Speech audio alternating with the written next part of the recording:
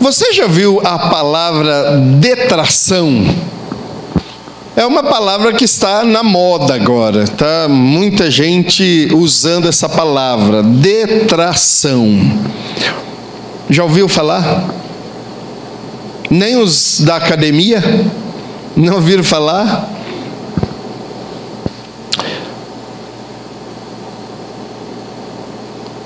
E se eu trocar a palavra detração por um sinônimo? Boato. Ah, boato eu sei. Boato eu sei que é. Pois é. É detração.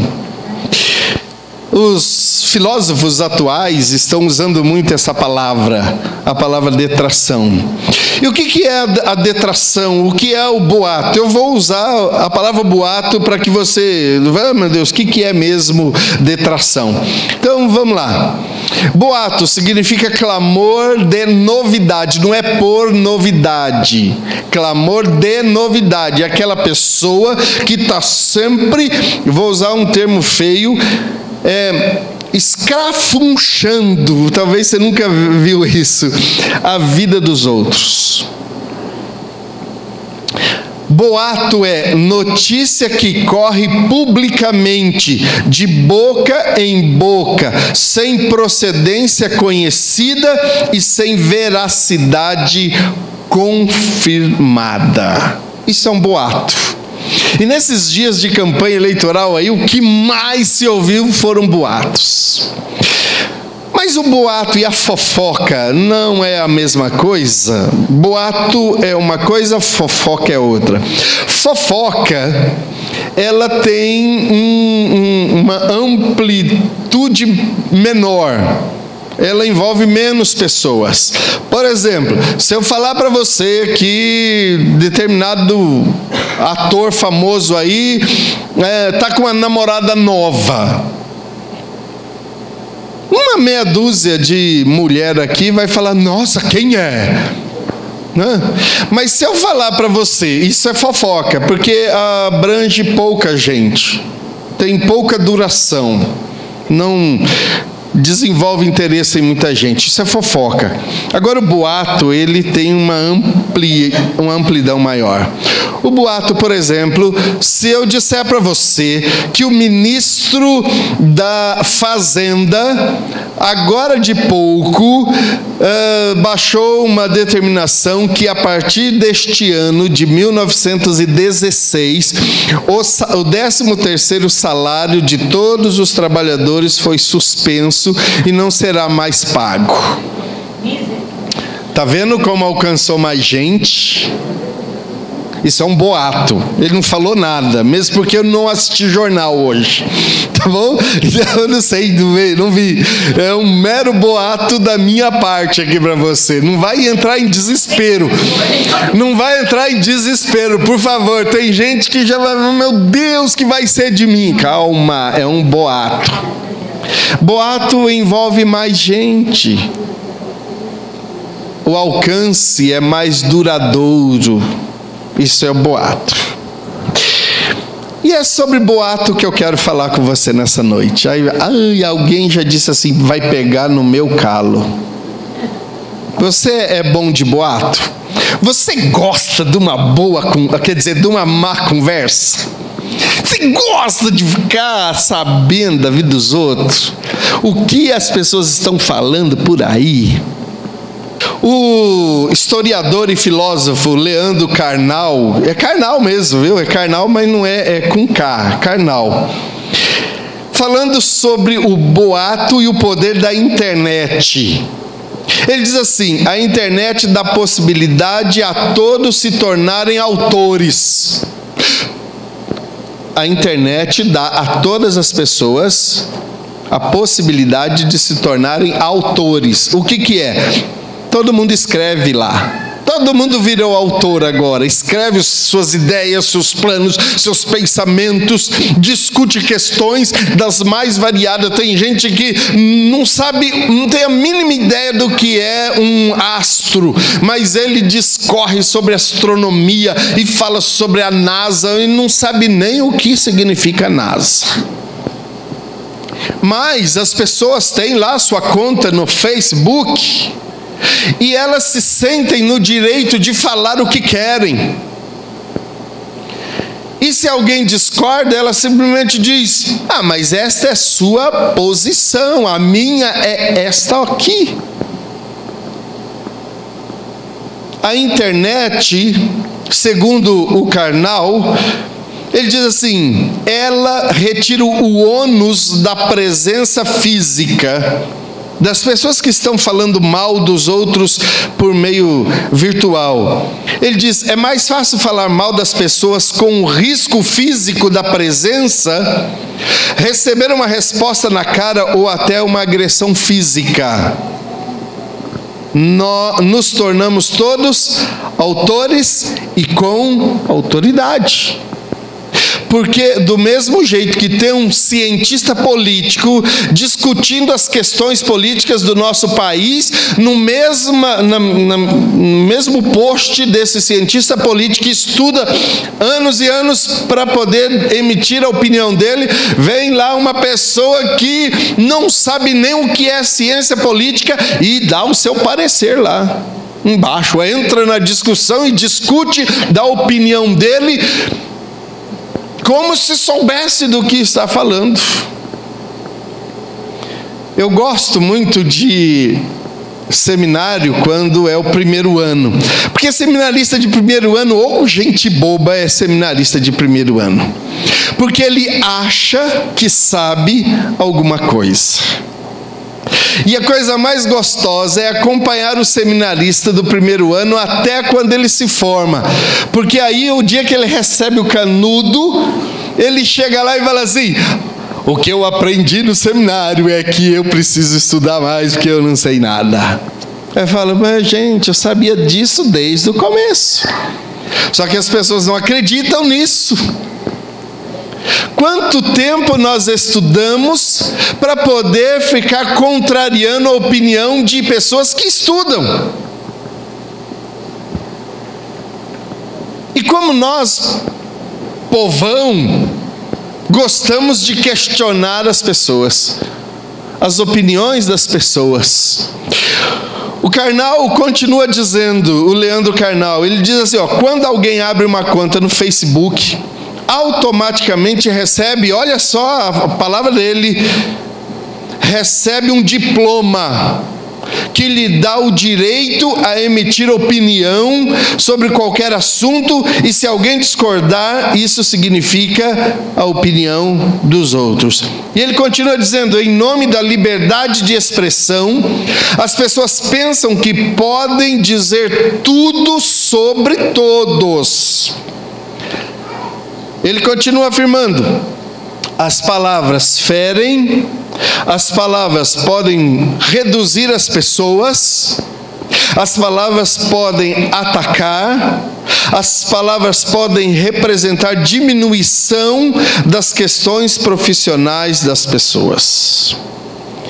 E ele continua dizendo, saber que as palavras ferem e destroem é fundamental na responsabilidade da imprensa e de todo cidadão que fala em público ou que publica alguma coisa. Quando você põe o seu comentário lá, e às vezes eu vejo o comentário das pessoas, e como as pessoas gostam de comentar as coisas dos outros, não se atentam para o perigo que correm por expressarem as suas opiniões. Você deve conhecer esse rapaz que aqui da nossa cidade, o Nemer, que eu esqueci o primeiro nome dele agora, o Jonatas Nemer, está aí correndo um perigo grande porque ele coloca a opinião dele, às vezes sem alguns critérios, e depois fica apelando para os outros. Eu gosto dele, acho, em alguns momentos, as coisas que ele fala até legais, mas é muito perigoso ficar emitindo as opiniões sem saber o que está falando. Então, queridos, não fique usando o Facebook para atacar os outros. Isso é uma coisa que eu fico entristecida quando alguém põe assim, no Facebook assim, se sentindo chateado. Como é ruim pessoa falar de você pelas costas. Você sabe para quem vai isso? Para o mundo inteiro. Ou então assim, me sentindo frustrada e chateada com o que eu ouvi. Gente, o que você ouviu? Então põe, por favor, o que você ouviu que te deixou chateado. Você põe lá que está chateado, para quê? Você quer ser o quê? Paparicado? Quer que todo mundo liga, oh, coitado, o que está acontecendo com você? É igual a pessoa que põe lá, luto.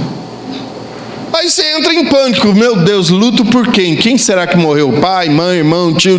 Põe lá, luto, meu sobrinho faleceu. Luto, não sei quem morreu. O meu cachorrinho morreu. Alguém morreu. Põe lá, por favor, não ponha só luto.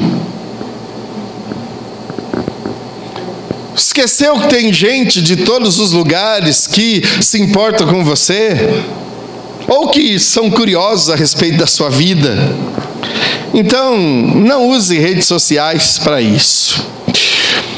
Mas, vamos ao que interessa aqui. Livro de 1 João, capítulo 1, versículo 1 a 4. Livro de 1 João, capítulo 1, versículo de 1 até o 4. Atribui-se a João, o apóstolo, a autoria das 3 epístolas aqui. A 1 João, 2 João e 3 de João. Então, só para você se localizar. Versículo 1 de 1 João diz: o que era desde o princípio, o que ouvimos, o que vimos com os nossos olhos, o que contemplamos e as nossas mãos apalparam, isto proclamamos a respeito da palavra da vida. A vida se manifestou, nós a vimos e dela testemunhamos e proclamamos a vocês a vida eterna que estava com o Pai e nos foi manifestada. Nós lhe proclamamos o que vimos e ouvimos para que vocês também tenham comunhão conosco. Nossa comunhão é com o Pai e com o Filho, e com seu Filho Jesus Cristo. Escrevemos essas coisas para que a nossa alegria seja completa. O tema dessa mensagem é: ele não era um boato. E como tem boato nos nossos dias? E no tempo de Jesus não era diferente. O que tinha de boato? Olha só alguns dos boatos que surgiram nos nossos dias a respeito de Jesus. Ele tinha boato naquela época aos montes. Mas os boatos do nosso tempo, por exemplo, dentre os muitos boatos existentes, algumas pessoas afirmam que Jesus era casado. É um boato. Outros afirmam que Jesus não era casado, mas que tinha um caso sério com a Maria Madalena. Isso também é boato. Um boato ainda mais ácido do que esse, e que alguns grupos usam por aí para defender as suas ideias, se dá conta de que Jesus aparentemente tinha uma queda, um envolvimento emotivo com o João. Está por aí nos boatos da vida. E tem gente que afirma isso. Não dá para ver que havia uma atmosfera assim de um relacionamento mais afetivo entre Jesus e João. Boato, querido. Boato. Boato de gente que não quer que a verdade de Jesus Cristo seja a verdade. Porque a verdade de Jesus Cristo incomoda a maneira de ser e de viver dos seres humanos. Ninguém gosta da ideia, neste mundo tenebroso que nós estamos vivendo, ninguém gosta da ideia de que Jesus tenha de fato nascido e se tornado carne. E viveu entre nós e andou entre nós sentindo as nossas dores. o João diz assim: o que era desde o princípio.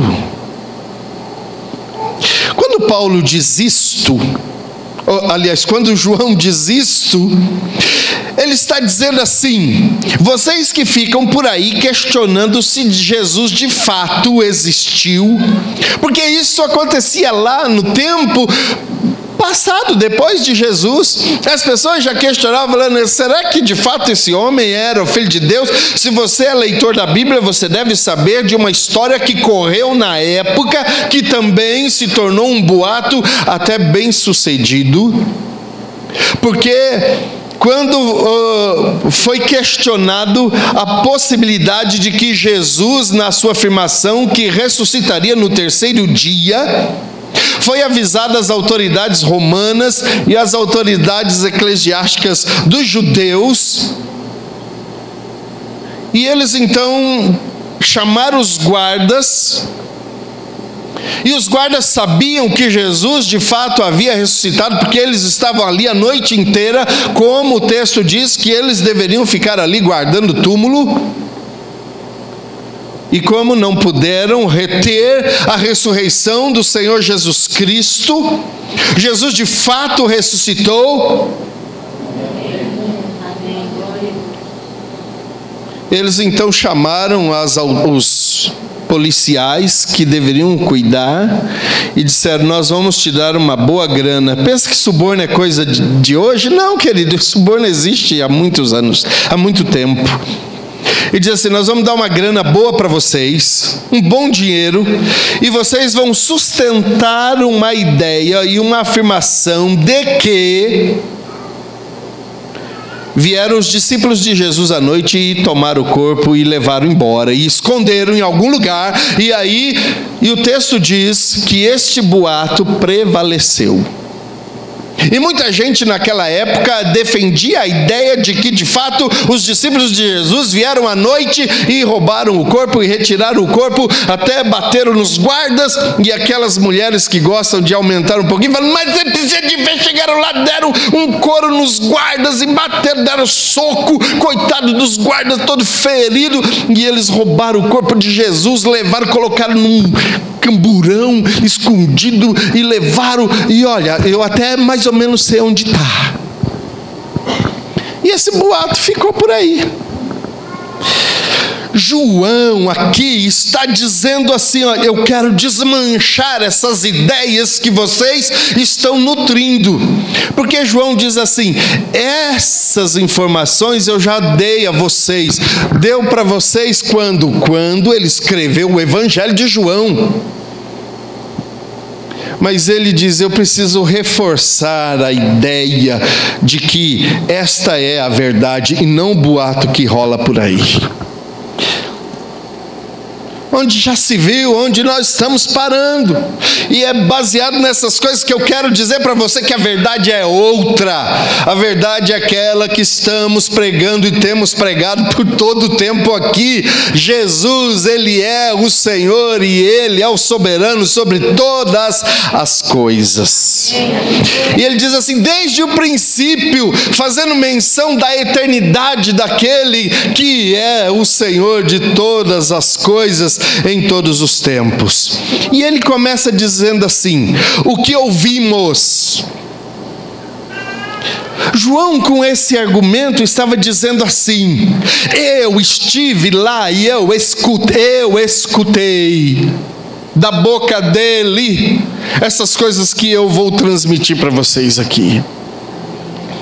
Isso não é um boato, eu ouvi dele. Por isso que João tinha tanta segurança naquilo que ele escrevia, porque ele esteve com o Senhor o tempo inteiro. Você sabe que João, ele foi muito próximo de fato de Jesus. Em algumas situações, ele até reclinava. E aí está uma interpretação bem equivocada de algumas pessoas, quando afirma que João deitava em cima de Jesus. Não é isso. Não é isso. O reclinar era o lado em que se comia. Então você estava meio que reclinado sobre a pessoa que estava do seu lado aqui. Era comum isso.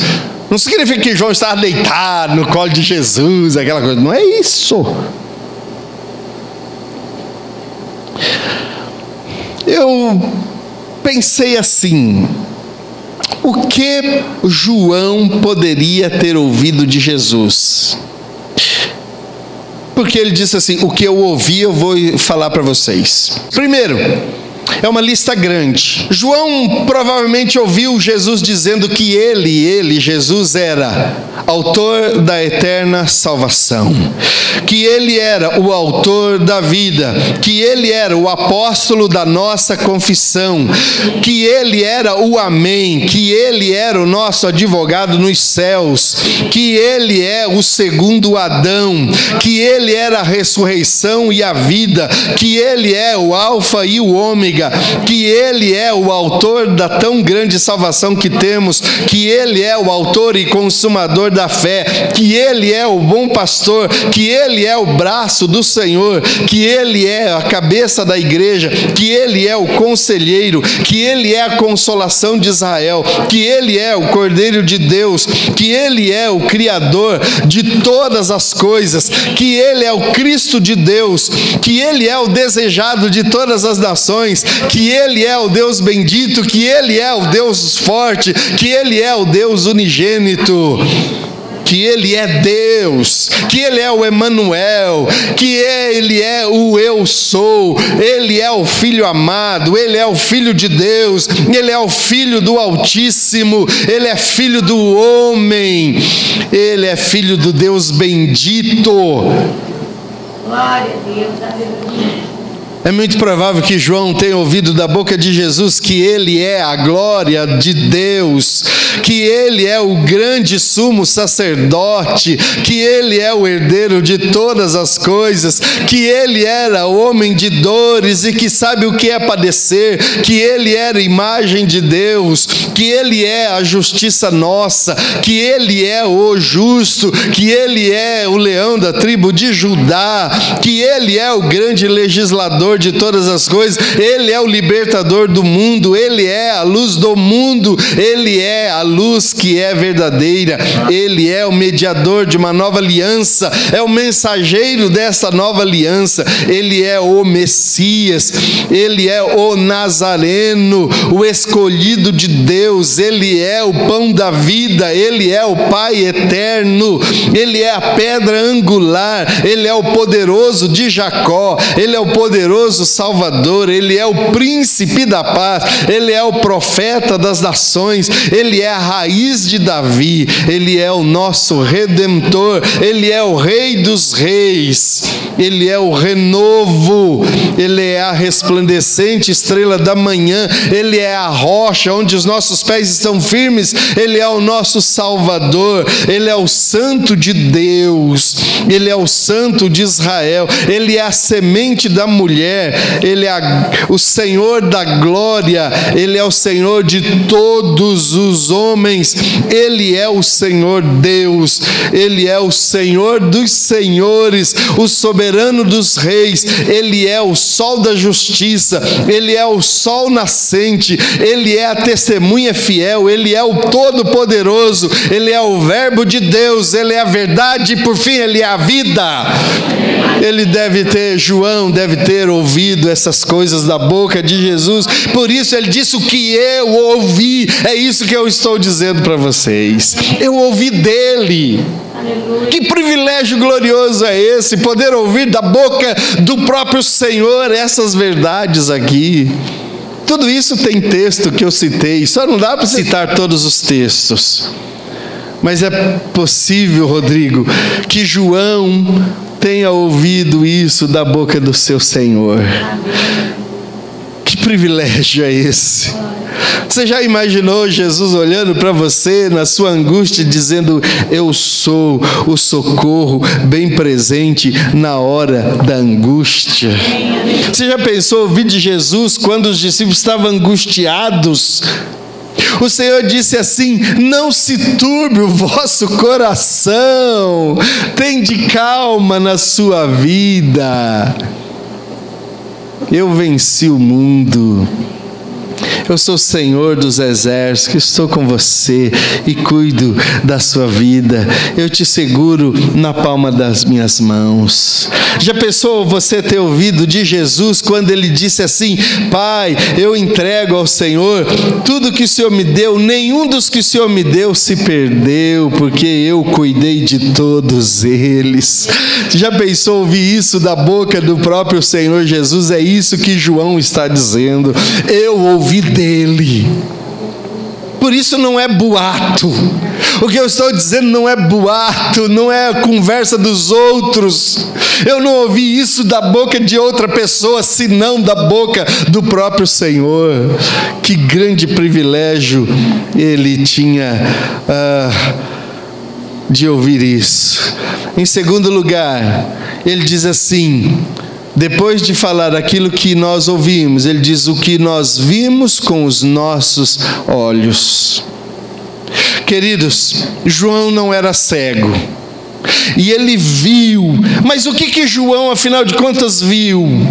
Ele viu os atos de Jesus, ele viu Jesus falando aquelas palavras, ele viu Jesus curando o cego, ele viu Jesus abençoando as pessoas, ele viu Jesus não discriminando ninguém, ele viu Jesus dando uma dura naquele povo de coração endurecido, ele viu. Por isso ele diz: não é boato o que eu estou contando para vocês, o que eu estou escrevendo aqui, não é boato. Eu vi com os meus olhos. E só pode ver quem está perto, meu irmão. Só pode ver quem está junto. João estava lá durante todo o tempo. Você sabe que João viu Jesus sendo crucificado, e ele foi um dos discípulos que não fugiu, que não correu. A maioria deu linha, mas João estava por ali, por perto, vendo o seu Senhor sendo crucificado. Por isso ele diz: o que eu estou dizendo para vocês não é boato, eu vi com os meus olhos. Então eu digo para você, querido, acredite no que eu estou dizendo, porque o que eu estou dizendo é a reprodução daquilo que alguém que viu, que escreveu o que viu, e eu estou dizendo para você que isto não é um boato, isto não é uma fofoca, e você pode contar para os outros por aí, sem medo. Porque muitas vezes a gente vai dar uma informação e alguém indaga, fala assim: você tem certeza? Fala: bom, eu ouvi. Não, queridos, aqui não é de ouvir simplesmente alguém jogando no ventilador. João pegou a sua caneta e escreveu. Ele disse: o que eu estou escrevendo para vocês parte de alguém que enxergou isso. No livro de Efésios, no capítulo 1, verso 18, Paulo diz assim: oro também para que os olhos do coração de vocês sejam iluminados. Meu irmão, para enxergarmos as coisas de Deus, nós precisamos ter iluminação. Não dá para ver sem luz. Ninguém consegue ver nada sem luz. Aí você pode pensar assim: mas pastor, as câmeras, por exemplo, dá para ver no escuro. Talvez você não saiba muito de tecnologia. Aqui tem uma câmera, ali tem outra câmera. Durante a noite, quando a gente vai embora, elas ficam aqui vigiando esse local. E tudo fica escuro aqui, mas é possível ver esse lugar vazio. E quando o monitoramento liga e fala: pastor, tem um disparo lá, eu abro o aplicativo, dou uma olhada nas câmeras que nós temos espalhadas aqui pela igreja e falo: olha, aparentemente está tudo certo. Mas não está tudo escuro, então é possível por meio de uma câmera a gente enxergar as coisas. Não, querido, essa câmera tem uma luz.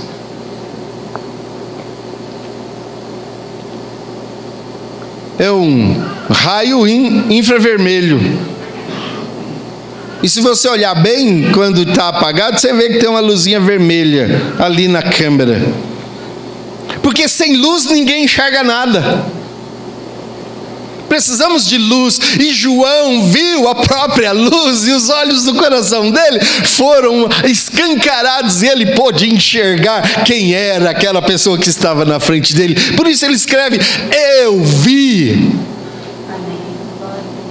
Mas na sequência ele diz assim: o que contemplamos. Mas pera lá, ver e contemplar não parece ser a mesma coisa? Não, engano.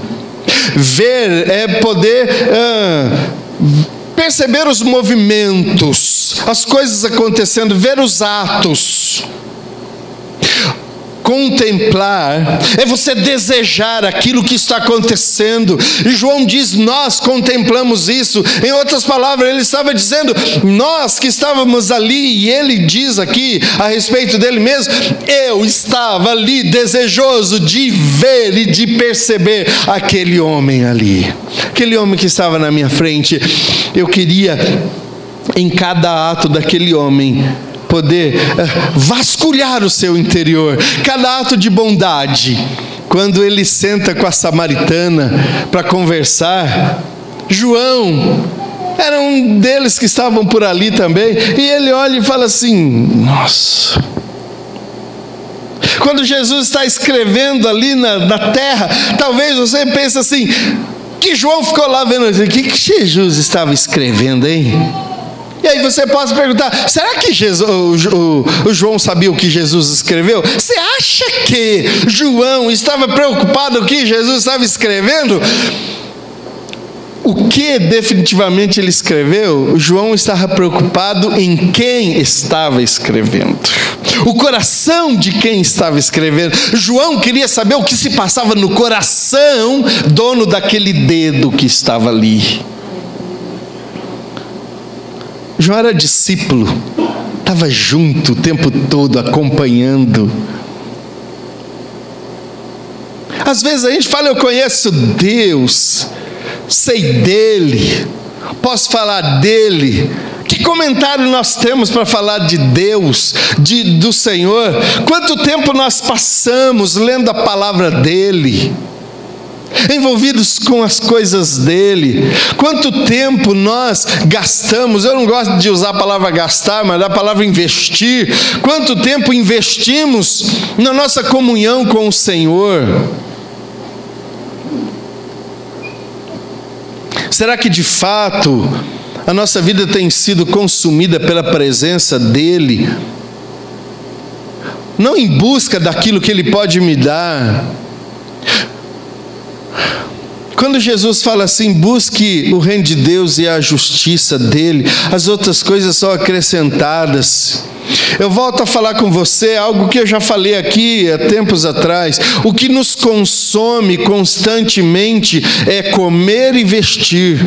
Tudo que envolve a nossa vida está baseado nessas duas ações: comer e vestir. Você pode olhar, pode pensar, imagina aí, tudo que você faz está fundamentado em comer e vestir. Você trabalha para comer e vestir. Você casa para comer e vestir. Você estuda para comer e vestir. Você dorme para poder comer. Mas não. Você dorme para descansar. Para descansar para quê? Para trabalhar. E você trabalha para quê? Para comer e vestir. Por isso que Jesus fala assim: não se preocupe com a comida e com a vestimenta.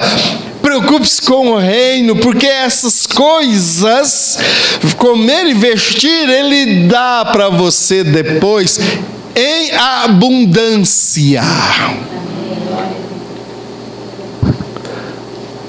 Um dia desse para trás, eu abri a minha geladeira e ela... Lembra daquela história da geladeira que está precisando de uns aleluia? A minha geladeira estava assim, precisando de aleluia. Abri a geladeira, dei uma olhada assim, sabe? Nenhuma beleza via que me dava graça. Eu falei: Jesus amado, a coisa está feia. Falei: Senhor, buscar o Senhor, você sabe que é uma prerrogativa minha, da minha vida. Minha geladeira está meio fraca o negócio aí, né? Nem água tem, porque não bebe água gelada em casa. Então você imagina, tá feio mesmo o negócio. Aí esses dias para trás aí, a dona Beralice, minha sogra, me chamou a atenção. Ela falou assim: nossa, não tem lugar para pôr nada nessa geladeira. E, gente, aleluia. Estava cheio de empurrar as coisas assim para colocar outras assim. Oh, glória! Oh, Deus fiel! Busca o reino, querido. Busca o reino de Deus. É isso que João está dizendo. Nós contemplamos. Sabe quem contemplou o Senhor? Maria. A Marta desesperada, trabalhando, fazendo coisas. E Maria fez o quê? Maria sentou aos pés do Cristo. Já pensou a conversa entre João e Maria? Pensa na conversa entre João e Maria. João falou: Maria, e aí? Maria olha e fala: mas João, você viu aquilo? O jeito com que ele olha para as pessoas com tanto amor. O João fala: menina, olha, chega a arrepiar. Pensa uma conversa de João com a Maria, irmã do Lázaro.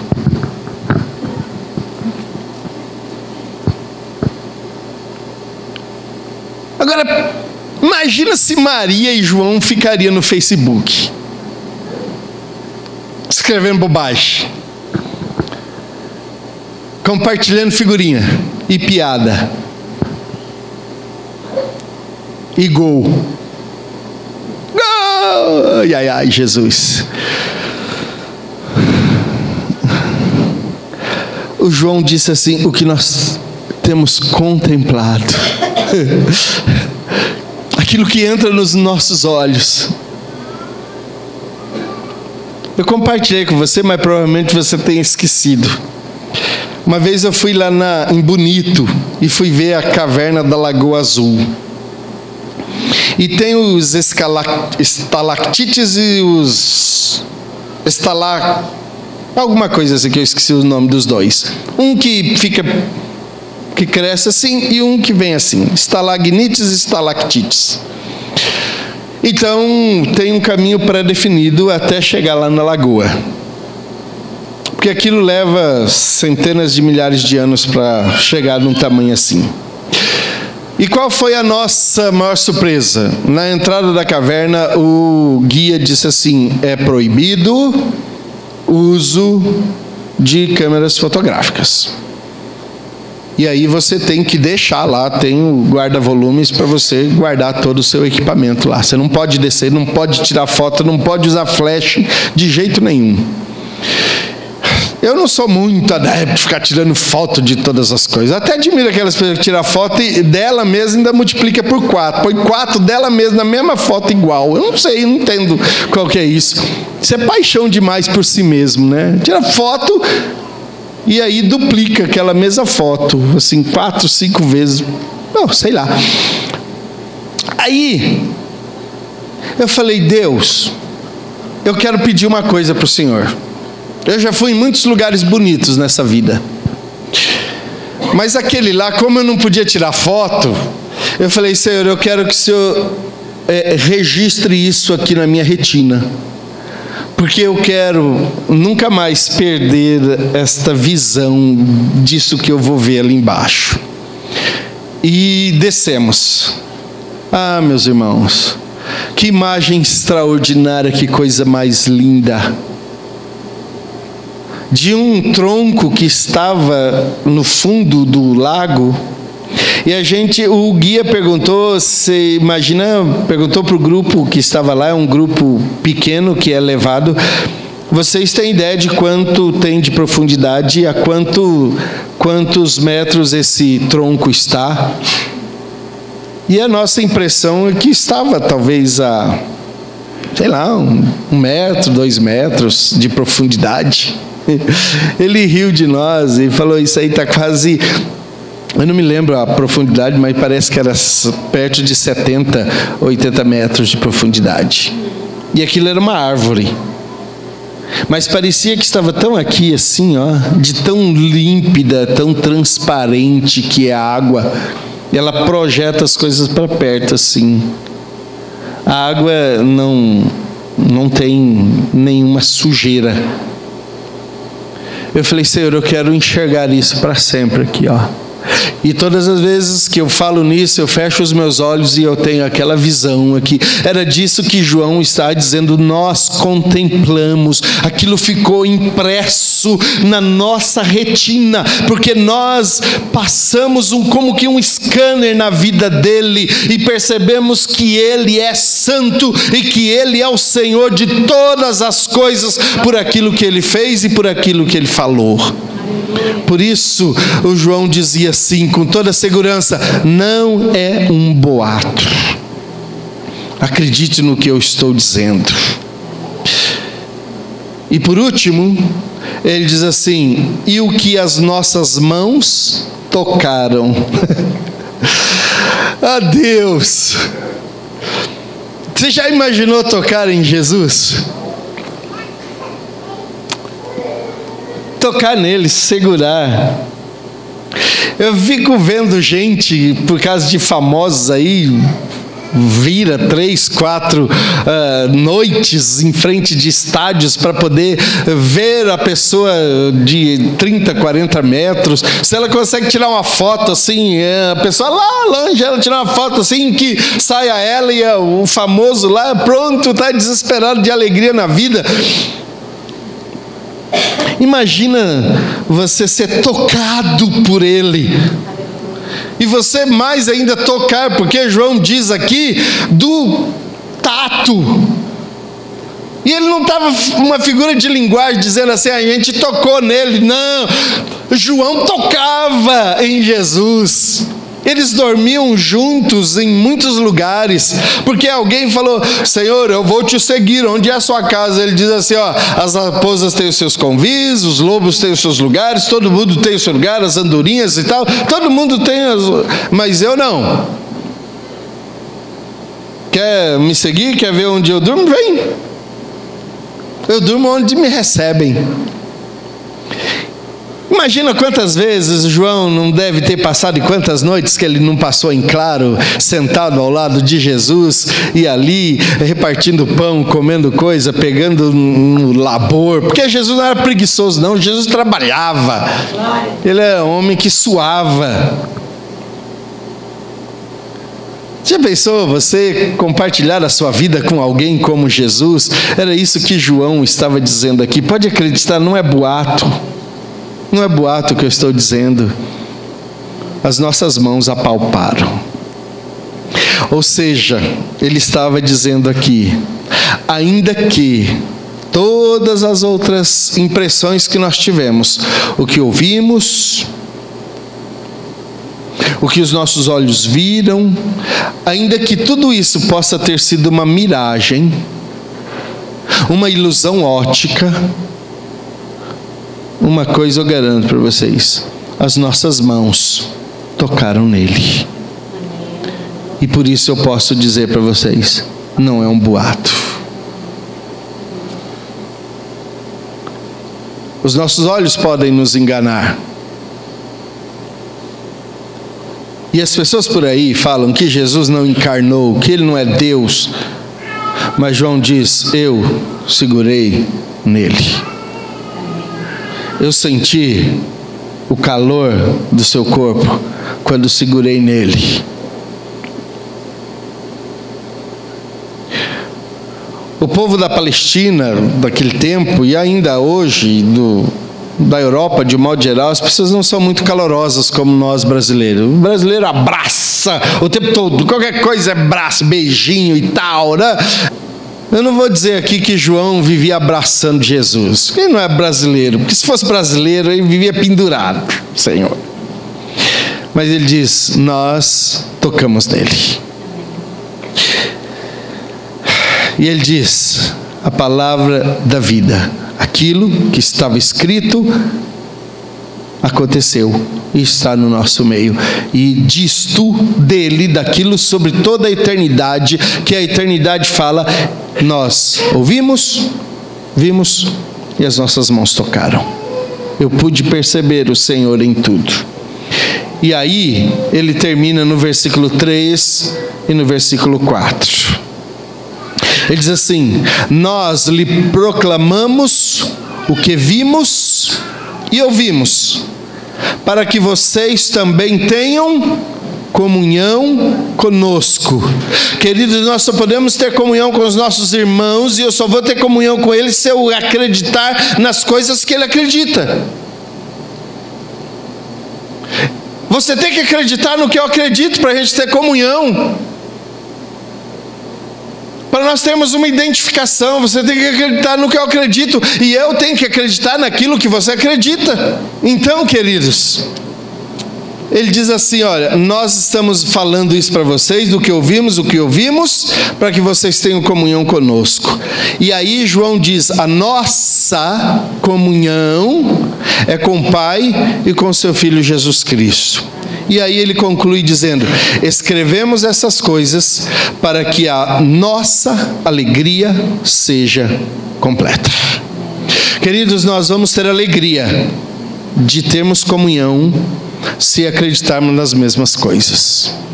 Se cremos que Jesus é o Senhor, se cremos que Ele é o nosso Salvador, se cremos que Ele morreu no nosso lugar na cruz, se cremos que devemos confiar a nossa vida aos cuidados dEle, se cremos que Ele voltará para nos buscar, se cremos que o reino de Deus é a melhor conquista que nós podemos ter nessa terra, se nós cremos nessas coisas, vamos ter comunhão. Agora, se começarmos a acreditar em coisas diferentes, nós vamos ter problemas.